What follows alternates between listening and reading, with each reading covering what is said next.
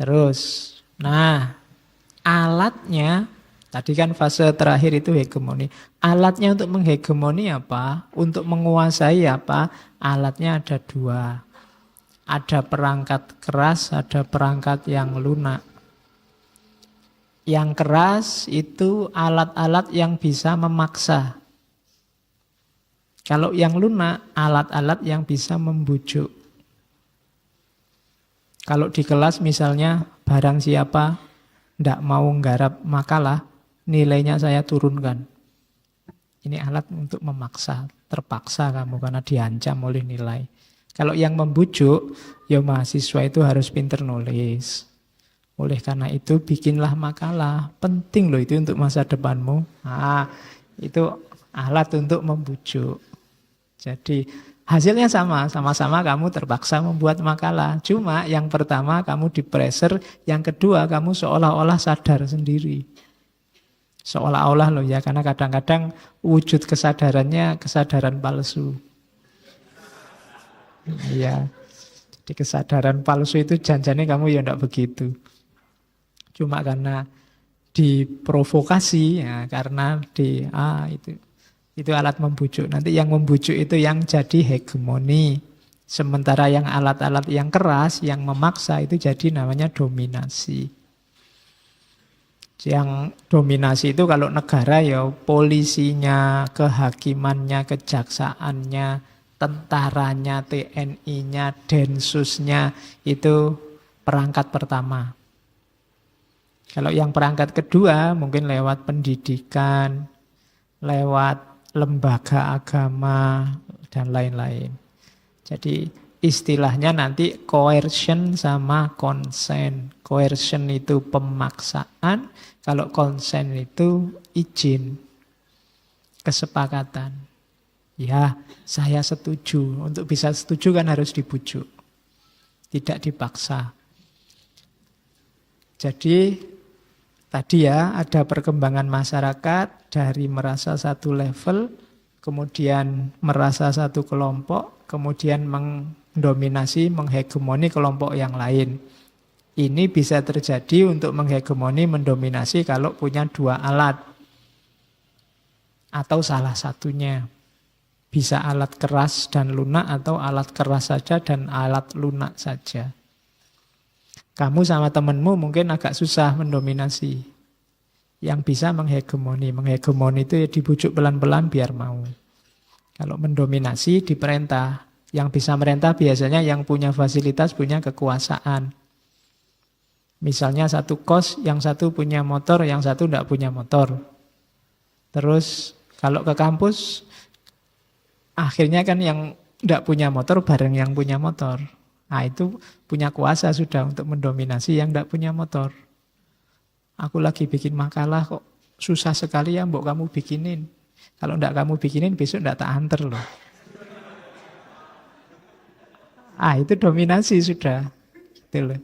Tapi kalau levelnya setara tidak ada apa-apa. Biasanya pakai persuasi, pakai model-model sehingga tidak sadar kamu dihegemoni. Tapi sebenarnya mungkin kamu dipersuasi aja, dibujuk-bujuk. Membantu teman itu pahalanya besar. Jadi besok di surga itu orang yang sering membantu lama-lama, oh ya sudahlah. Nah, itu level bujukan. Yang dilakukan negara itu bisa begitu nanti. Tidak cuma maksa tapi juga membujuk. Oke. Dan yang bujuk itu namanya hegemoni. Itulah. Hegemoni itu sebenarnya konsepnya netral. Orang hidup itu sebenarnya saling menghegemoni. Saling membujuk sesuai gaya, sesuai kepentingan, sesuai keinginan yang bujuk. Orang dakwah itu sebenarnya proses menuju hegemoni. Orang pidato, ceramah, persuasi, provokasi, orasi itu sebenarnya arah menuju hegemoni. Sifatnya netral, bisa baik, bisa buruk, tidak selalu jelek. Kalau yang pas menghegemoni memang orang baik, menuju yang baik-baik, ya hasilnya baik. Jadi kamu dipaksa untuk jadi orang baik, itu kan baik juga. Jadi konsepnya awalnya netral, cuma dalam Gramsci, dipakai untuk mengatasi adanya pressure dari kekuasaan. Jadi ada kelas yang menguasai kelas yang lain dengan cara yang lembut. Dan yang dikuasai ini biasanya tidak sadar. Itu namanya hegemoni. Meskipun awalnya netral, tapi dalam teorinya Gramsci dipakai untuk menunjukkan adanya struktur yang menindas meskipun tidak secara kasar. Jadi lebih menunjuk pada kontrol kehidupan masyarakat. Jalurnya biasanya kebudayaan. Jadi kita itu tidak sadar dikontrol cara kita berpikir oleh yang punya kuasa lewat jalur-jalur budaya, itu namanya hegemoni. Tapi kalau lewat jalur keras, hukum, undang-undang, pemaksaan, itu lewat jalur dominasi. Jadi sadar apa enggak sebenarnya kita selalu berada dalam hegemoni. Kita nonton TV, kita baca WA, baca berita di internet, lihat Facebook, itu kan pertarungan luar biasa untuk bisa menghegemoni. Ya, yang punya fasilitas lebih banyak biasanya lebih sukses. Secara umum biasanya negara menang karena negara yang punya modal paling besar hari ini. Dia bisa masuk ke dunia pendidikan, dunia media, dunia macam-macam. Itu yang jadi fasilitas untuk melakukan hegemoni. Jadi tidak selalu dipaksa, tidak selalu dengan kekerasan. Jalurnya jalur kebudayaan. Biasanya yang menang ya kelas-kelas tertentu menghegemoni kelas yang lain. Jadi itulah hegemoni. Ya kayak kalian hari ini, coba tadi saya suruh muhasabah, coba ditelusuri yang menghegemoni pikiranmu hari ini apa, siapa, tentang apa, dalam bentuk apa. Jangan-jangan ngaji ini sudah menghegemonimu secara tidak sadar. Ya kamu bisa cek sendiri. Kamu didominasi, dihegemoni, tapi kamu tidak sadar. Seolah-olah ya itu memang yang baik begitu ya Pak, yang bagus itu memang begitu ya, itu berarti kamu tidak sadar terhegemoni. Terus, prosesnya hegemoni terjadi gimana? Biasanya awalnya dominasi. Jadi, kekuasaan itu pada awalnya biasanya menggunakan dominasi. Powernya, apalagi negara. Dengan undang-undang, dengan perintah, dengan supremasinya, dan seterusnya. Jadi dipaksa dulu. Kalau sudah dipaksa itu namanya dominasi. Biasanya terus stabil situasi. Harus begini, harus begitu, jangan begini, jangan begitu. Itu kan awalnya begitu, terus situasinya stabil. Kenapa tidak ada perlawanan? Karena memang rakyatnya masih situasinya lemah. Biasanya di awal begitu. Tapi pemerintah yang pinter, dia tidak akan berhenti di dominasi. Dominasi itu tadi kan keras. Dia akan masuk ke hegemoni. Kenapa harus masuk ke hegemoni? Karena ya lama-lama rakyat akan kuat, masyarakat sipil akan kuat. Kalau negara tidak beres, ya mereka akan berontak.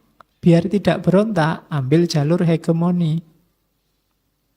Lewat pendidikan, lewat jalur budaya, mungkin lewat film, lewat lagu, lewat musik.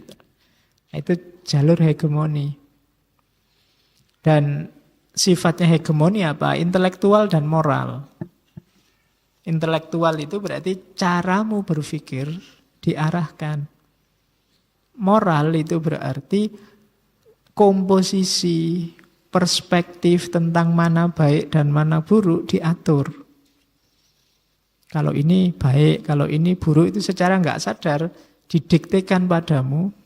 Sehingga menurutmu ya yang baik ya itu, yang buruk ya itu. Mungkin lewat jalur pendidikan, lewat jalur media, lewat jalur ceramah-ceramah, lewat jalur. Nah, itu namanya hegemoni. Akhirnya cara hidupmu, caramu berpikir terbentuk sesuai yang diinginkan oleh kelas penguasa.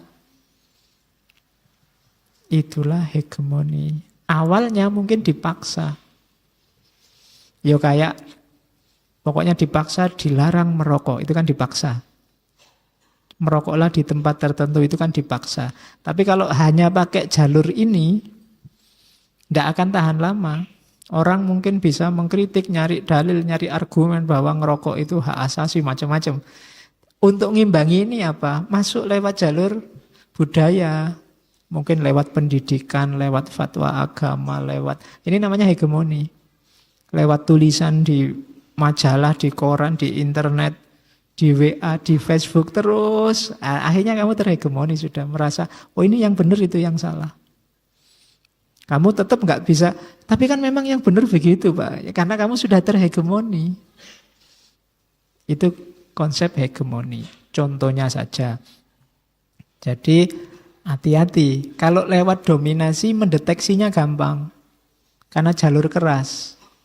Aturan, hukum, pemaksaan itu kan keras. Tapi lewat hegemoni jalurnya halus. Kalau tidak waspada ya kita akan terhegemoni. Ya meskipun tadi seperti di awal ya tidak selalu jelek. Tapi terhegemoni itu tanda-tanda kita tidak bebas mengekspresikan diri sesuai keinginan kita. Kita tidak sadar pelan-pelan disetir. Nah, itu hegemoni. Jadi lahirnya hegemoni itu nanti melewati tahap, diawali dominasi, dan terus hegemoni. Tahap pengarahan. Jadi disuruh dulu, baru dinasehati. Disuruh dulu, baru diprovokasi. Itu tahap-tahapnya begitu. Jadi mungkin negara, institusi, yo levelnya sebenarnya enggak besar kayak negara. Awalnya datanglah untuk ngaji ini, datanglah diperintah. Tapi begitu ngaji terus diprovokasi. Ngaji ini barokah, paham tidak paham ngaji saja, nanti pahalanya. Nah itu semacam doa, pengarahan. Lama-lama kamu tidak usah disuruh, nggak usah pengumuman capek-capek di WA, di Facebook, mesti teko dhewe. Kenapa? Sudah terhegemoni. Nah nanti pulang dari sini mikir lagi. Apa yo kamu harus selalu ikut ngaji? Jangan-jangan sudah terhegemoni. Ya enggak masalah, memang harus kritis ya. Memang filsafatnya sendiri nyuruh begitu. Jadi biar semua keputusan itu lahir dari dirimu sendiri dan kamu pertanggungjawabkan sendiri. Orang yang disetir itu kan enggak enak, meskipun benar. Jadi paling enggak segala masukan, segala ceramah, segala nasihat itu kan memberi pertimbangan, keputusannya kamu sendiri. Tapi kalau sifatnya hegemonik itu mengarahkan pelan-pelan. Mau ndak mau kamu akan menyimpulkan ke sana nantinya. Nah itu kan ndak enak. Tapi kamu ndak sadar. Kamu merasa ya itu yang baik. Yang benar memang itu ya Pak. Kenapa? Karena kamu ndak sadar. Atau sadar tapi kesadarannya kesadaran palsu. Kesadaran palsu itu harusnya kamu menyadarinya ndak begitu. Tapi kamu sadari begitu. Karena apa? Ditanamkan. Diarahkan ke sana. Nah, itu yang terjadi. Jadi dari dominasi, kemudian pengarahan. Hegemoni ada levelnya. Ada level 1, level 2, level 3. Ada hegemoni total. Ini berarti kita sudah ditelan habis-habisan oleh sistem. Namanya hegemoni integral. Kita sudah jadi aparatnya ideologi, aparatnya sistem secara total. Baik lewat jalur dominasi maupun lewat jalur hegemoni. Kita sudah jadi anak buah kalau hegemoni total itu. Kita sudah jadi apalagi? Prajurit, kita hanya jadi pion-pion. Berarti kita sudah terhegemoni total dalam sistem. Jadi kita adalah buahnya sistem. Tidak geser dari sana, itu namanya hegemoni total. Ada lagi hegemoni yang merosot. Apa merosot itu? Saya susah nyari istilah dekaden. Jadi ya merosot. Semakin turun hegemoninya. Nah ini hegemoni semacam ini hegemoni biasanya formalitas. Secara sistem kelihatannya buahnya sukses. Tapi secara mental sebenarnya orang yang terhegemoni itu tidak terlalu setuju dengan isinya ideologi dalam sistem. Tapi sistem itu berbuah seperti yang diinginkan.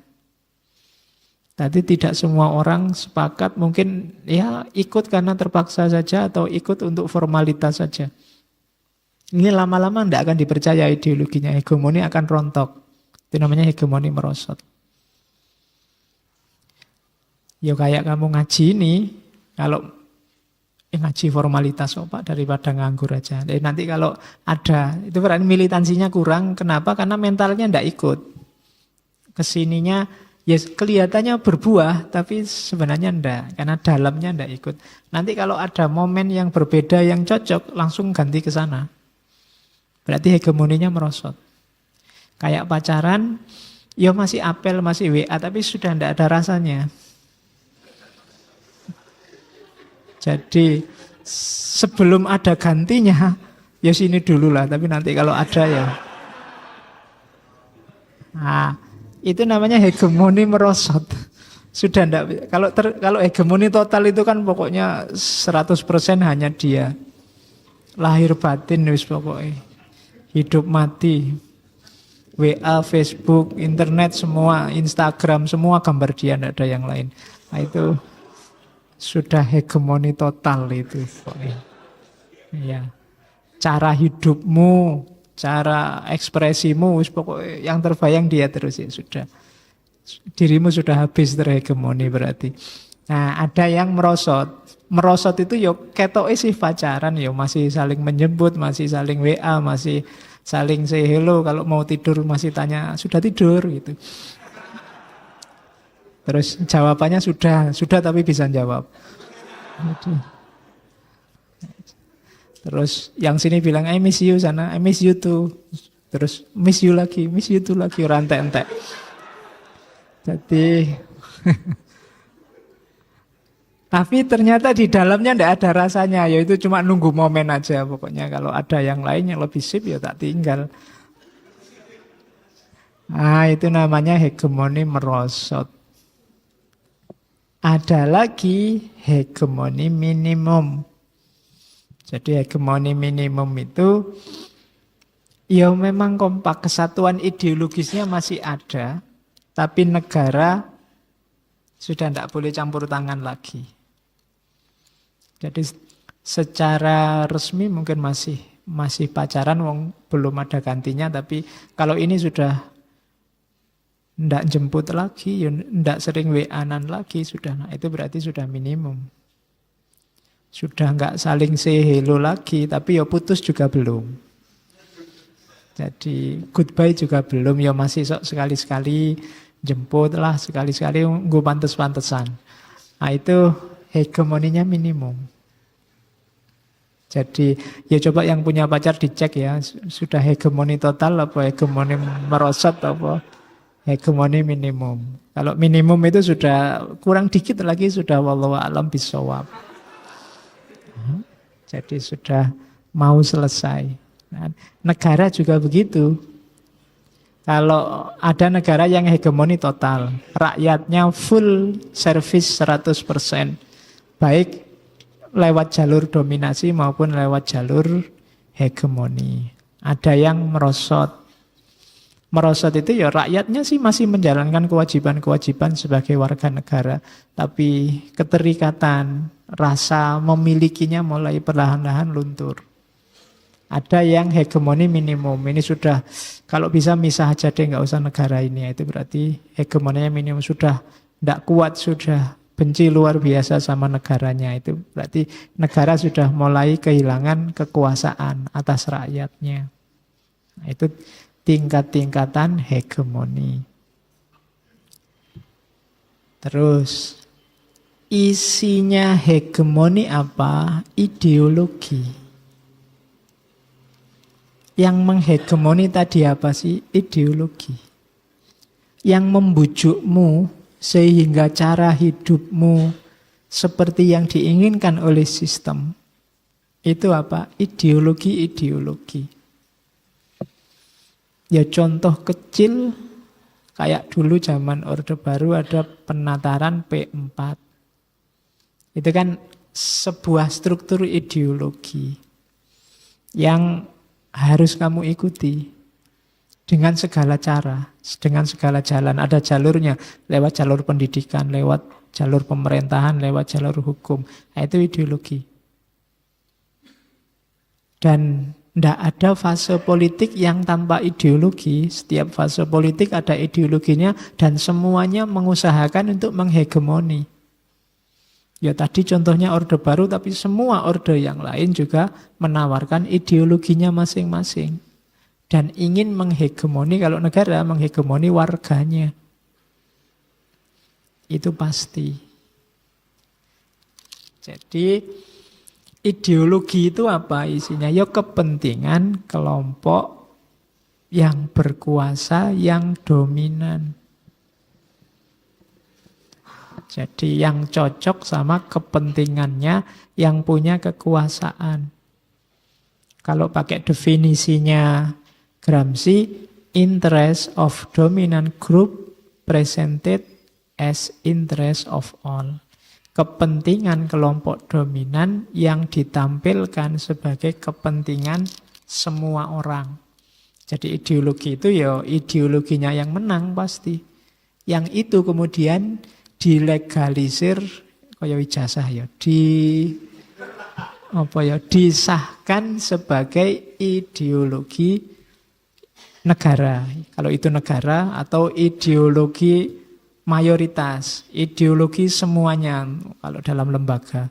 Ini kalau lembaga kecil misalnya, ini sebenarnya miliknya satu orang. Yang satu orang ini kebetulan jadi ketuanya. Akhirnya ya ini yang dilegalisasi, yang dianggap sah sebagai pendapat semuanya. Nah itu ideologi dalam hegemoni.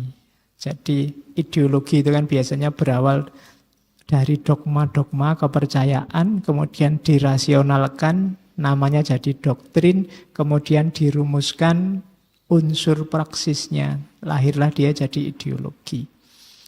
Kepercayaan itu lahirnya dari mana? Ya mungkin di situ ada nilai-nilai dan rasionalisasi. Jadi prosesnya itu nilai, dogma, doktrin, dan akhirnya jadi ideologi. Ketika sudah ideologi, biasanya sudah ada rumusan-rumusan praksisnya. Setelah ideologi apa? Ya praksis dijalankan untuk mewujudkan visinya ideologi. Jadi hegemoni berarti apa? Nyetir caramu berpikir, caramu berperilaku agar mewujudkan visi ideologis orang yang menghegemoni atau kelompok yang menghegemoni. Atau kalau itu negara, ya negara yang menghegemoni. Itu gagasannya Gramsci. Jadi katanya Gramsci, kita ini disetir secara ideologis oleh kelompok dominan. Kita dihegemoni. Dan hegemoni bukan dominasi karena prosesnya proses budaya. Nah, kepentingan itu tadi apa? Kenapa kok kepentingan bisa ditampilkan, kepentingan kelompok tertentu bisa ditampilkan sebagai kepentingan banyak orang? Bisa begitu karena wujudnya adalah common sense. Jadi common sense itu bukan omong kosong ya, kadang-kadang kamu pakai common sense itu omong kosong. Common sense itu, ya common itu umum, sense itu pemahaman persepsi. Jadi dianggap biasa. Pemahaman umum, ya memang wajarnya begitu. Nah, itu common sense sudah. Padahal itu awalnya bukan common sense, tapi dibikin jadi common sense. Ya wajarnya begitulah. Ya biasalah. Anak hari ini kalau sudah S2 tidak punya pacar, ya memang harus minder. Wajarnya begitu. Itu common sense namanya. Padahal tidak begitu. Mungkin ada ideologi yang ingin ditanamkan sih yang ngomong begitu. Jadi seolah-olah common sense, padahal enggak. Beliau katanya siapa kok wajarnya begitu. Kan gitu. Seolah-olah itu kalau bahasanya Gramsci, the only way of running society. Seolah-olah itu satu-satunya jalan kalau kita ingin maju. Padahal mungkin harusnya jalan itu banyak. Tapi ditampilkan seolah-olah hanya pakai ini kita bisa maju. Hanya dengan ideologi ini kita bisa jaya. Itu namanya hegemoni. Jadi Ideologi diterima banyak orang, padahal itu awalnya miliknya kelompok tertentu melalui jalur hegemoni dalam bentuk common sense. Dan yang ketiga itu lebih penting, kita tidak bisa keluar dari hegemoni. Yang kita bisa apa? Merekonstruksi ideologinya. Karena manusia itu mau tidak mau pindah dari satu ideologi ke ideologi yang lain. Kalau kita tidak setuju ini, ya nanti kita akan ke sini. Kalau nggak setuju ini, atau selalu begitu. Jadi poinnya ada, kita mau disetir orang lain atau kita nyetir diri kita sendiri. Maka tidak bisa kita keluar dari hegemoni. Yang bisa kita lakukan apa? Rekonfigur. Sesuai kepentingan kelas kita. Ya karena melanjutkan Marx banyak pakai istilah kelas. Kelas-kelas dalam masyarakat, kelas elit politik, kelas borjuis, kelas kapital, kelas proletar, dan seterusnya.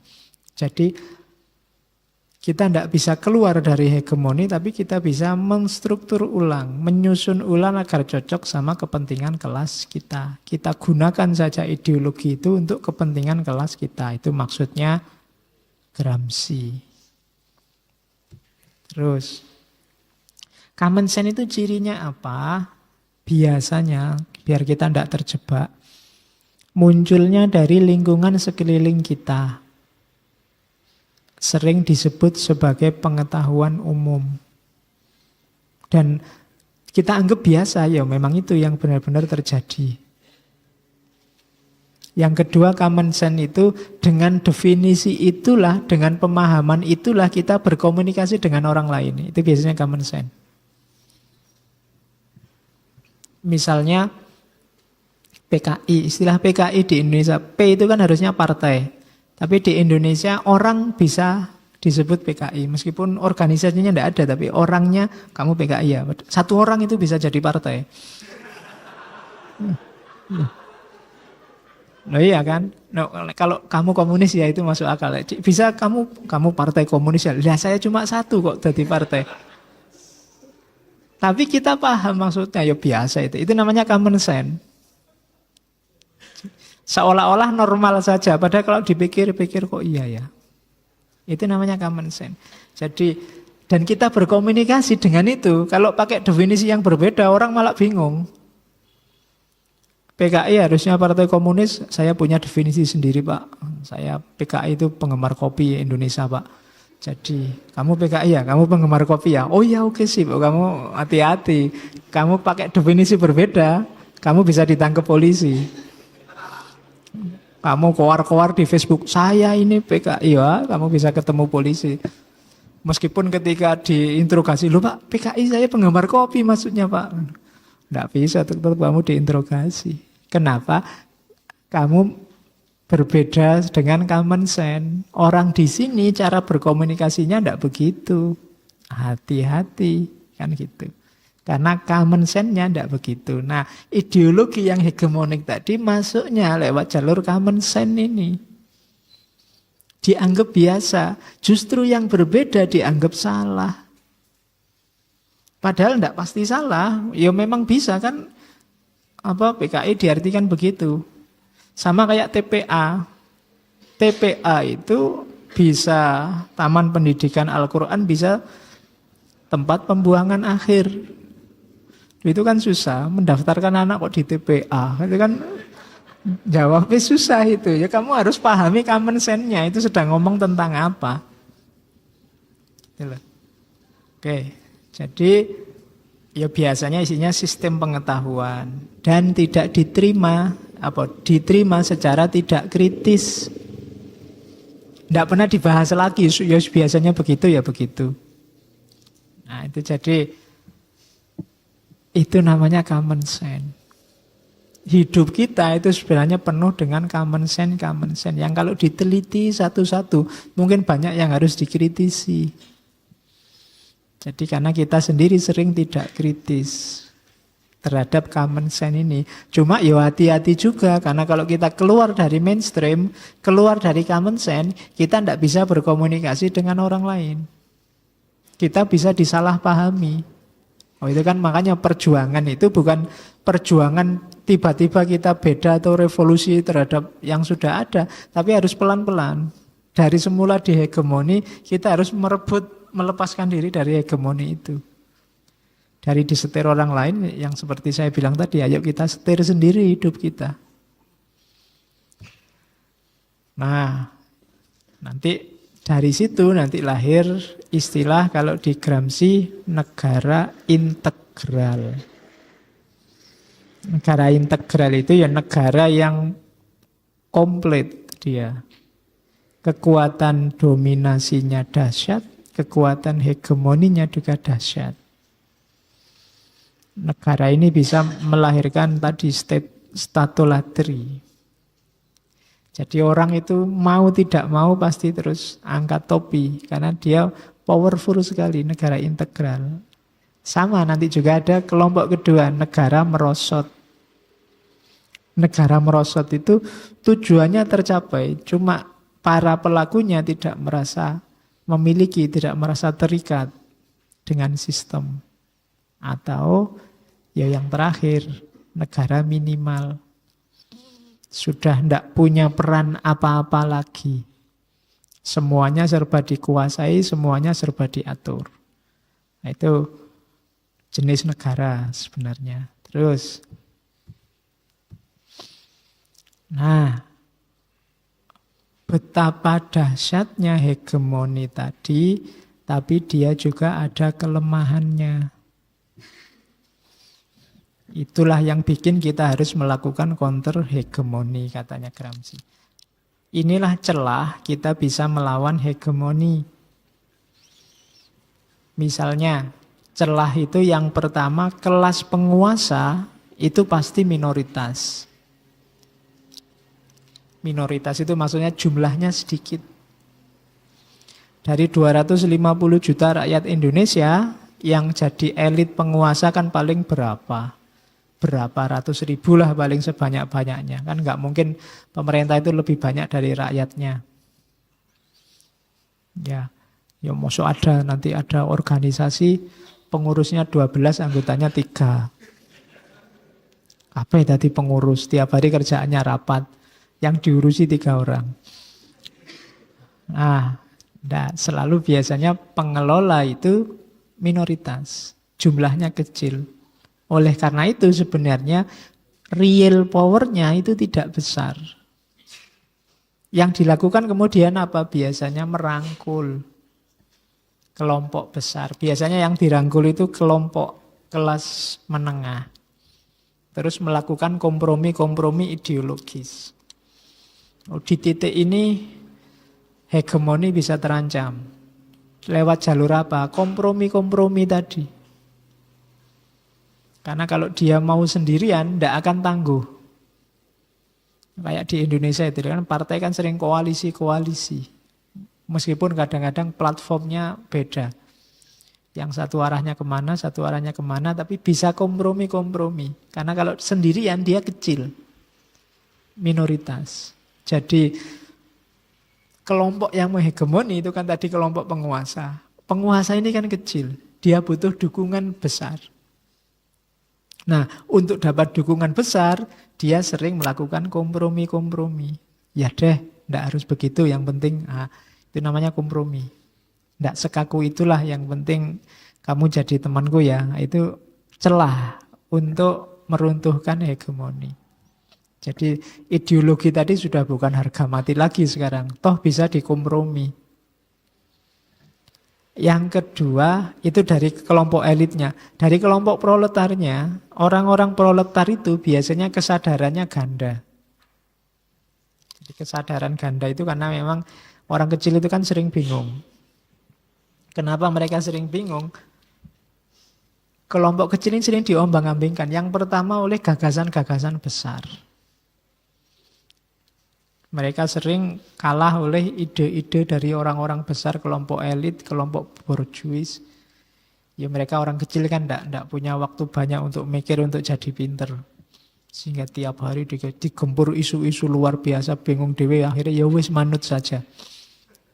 Di satu sisi. Di sisi yang lain, dalam kehidupan real mereka, mereka punya kesadaran aku itu kecil, aku itu miskin, aku itu gampang dibohongi, aku itu lemah. Ini kan kesadaran di sisi berikutnya. Ini kan dual, dua kesadaran ganda.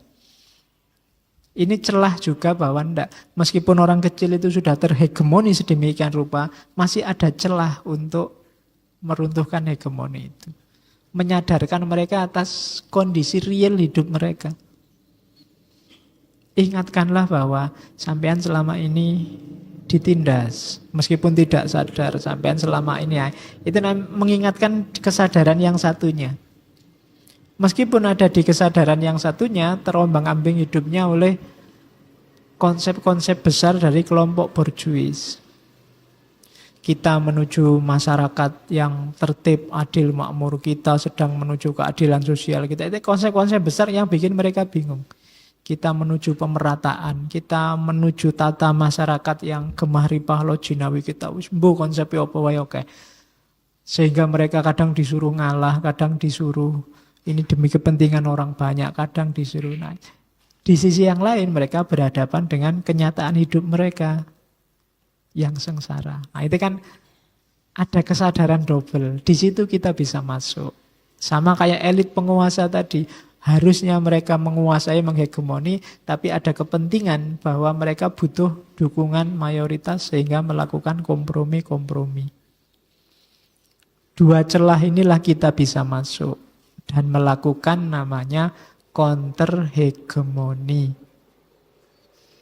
Counter itu maksudnya lawan, counter. Saya tidak tahu di Indonesia itu tempatnya bayar kok sering counter. Counter HP, apa maksudnya melawan HP apa gimana? Jadi counter hegemoni itu kita lawan. Kita bikin hegemoni tandingan. Versi kita. Oh, itu kan logikanya kayak daripada dihegemoni kan mending kita yang menghegemoni. Kan gitu maunya Gramsci. Sesuai kepentingan kita. Toh kepentingan kita bagus kan gitu maunya gitu. Oh nanti kalau kita sudah menghegemoni akan lahir counter hegemoni baru. Hidup memang begitu, tidak masalah. Cuma kan kita harus berusaha untuk menang. Masa Pak hidup itu memang begitu kok Pak, kita dihegemoni nggak masalah. Tidak boleh begitu katanya Gramsci. Ya harus berjuang untuk kepentingan masing-masing. Ini yang agak beda sama kemarin Habermas. Kalau Habermas agak lugu minggu lalu bahwa manusia itu kan yang penting komunikasi, rundingan, dialog, semua urusan beres. Kalau di Gramsci ya tidak sesederhana itu. Orang komunikasi membawa kepentingannya sendiri-sendiri. Ketika orang komunikasi itu ingin saling menaklukkan yang lain. Biar aku saja yang menang, aku saja yang mendominasi, menghegemoni.